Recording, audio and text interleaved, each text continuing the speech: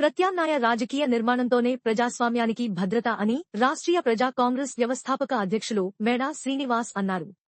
Party ప్రధాన కార్యాలయంలో జరిగిన పార్టీ వారాంతపు సమావేశంలో ఆయన మాట్లాడారు. భారతదేశంలో 45% ప్రజలు మోడీ పాలనను వ్యతిరేకిస్తున్నారని, జీవితకాలం రాజ్యాధికారం దక్కించుకునే అత్యాశ దుహంకారంతో జమిలి ఎన్నికలకు మోడీ సర్కార్ కుట్రలు చేస్తుందన్నారు. ఈవీఎంలతో ఓటును వేయటం సగటు భారతీయుడుకు ససేమిరా ఇష్టం లేదని, ప్రజల ఆవేదనను ఎన్నికల సంఘం పెడచెవిన పెడుతుందన్నారు. దీంతో ఓటుకు భద్రత లేకపోయిందని మేడా శ్రీనివాస్ ఆరోపించారు. నిర్ణయించగలిగేటటువంటి స్వేచ్ఛ వాళ్ళ చేతుల్లో లేదు. వన్ నేషన్ వన్ ఎలక్షన్ చెప్పినప్పుడు మీరు బ్యాలెట్తో ఎందుకు చేయరు? బ్యాలెట్తో వన్ నేషన్ వన్ ఎలక్షన్కి రమ్మనండి, దమ్ముంటే. ఆ విషయంలో చిత్తశుద్ధి లేదు. అదేవిధంగా ఎన్నికల సంఘం కూడా కేంద్ర ప్రభుత్వంతో లాలుజీబడి వాళ్ళ బలహీనతలను చాటుకుంటూ ఎన్నికల సంఘం మోడీ సర్కారు ఏమంటే అది మా తల ఊపుతూ ఈ ప్రజాస్వామ్యాన్ని కూనీ చేస్తున్నారు. 1961 రూల్ 92 సబ్సెక్షన్ 6 సబ్సెక్షన్ 3 ప్రకారం ఎన్నికల సంఘం పోటీ చేసినటువంటి అభ్యర్థి వివరాలని ఎవరడిగినా ఇవ్వాల్సినటువంటి బాధ్యత ఉంది. అదేవిధంగా ఎలక్ట్రానిక్ పరికరాలని అడిగితే ఇవ్వాలి, సీసీ ఫుటేజీలు ఇవ్వాలి. ఈరోజు కొత్తగా ఒక రూలు పాస్ చేశారు. ఇవేమీ కూడా సీసీ ఫుటేజీలు కొని ఏమీ ఎవరికి ఇవ్వాల్సినటువంటి అవసరం లేదట. అంటే మీరు తప్పు చేస్తున్నారని మీరు అంగీకరించారు.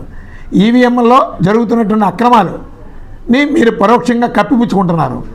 ఈ భారతదేశంలో దురదృష్టం పార్లమెంట్ సభ్యులు ఎవరు కూడా సమర్థులు లేరు. మరి ముఖ్యంగా ఆంధ్రప్రదేశ్ నుంచి సమర్థుడు లేడు, దమ్మున్నటువంటి పార్లమెంటేరియన్ లేడు. ఇది ఆంధ్రుల దురదృష్టం. ఈ ఆంధ్రప్రదేశ్ నుంచి అపారమైనటువంటి ఖనిజ సంపదల్ని, అలాగే వెలకట్టలేనటువంటి సంపదని మోడీ సర్కార్ రాజకీయ అవసరాలకి దోచుకుపోతున్నారు. కానీ ఆంధ్రప్రదేశ్కి కావలసినటువంటి ఆర్థిక వాటాల కోసం కానీ, అభివృద్ధి కోసం కానీ, అలాగే చట్టబద్ధంగా రావాల్సినటువంటి వాటి కోసం కానీ అడిగినటువంటి పార్లమెంటేరియన్ ఆంధ్రప్రదేశ్ నుంచి ఏ ఒక్కడు లేడు. ఇక్కడికి వచ్చి తొడలు కొడతారు.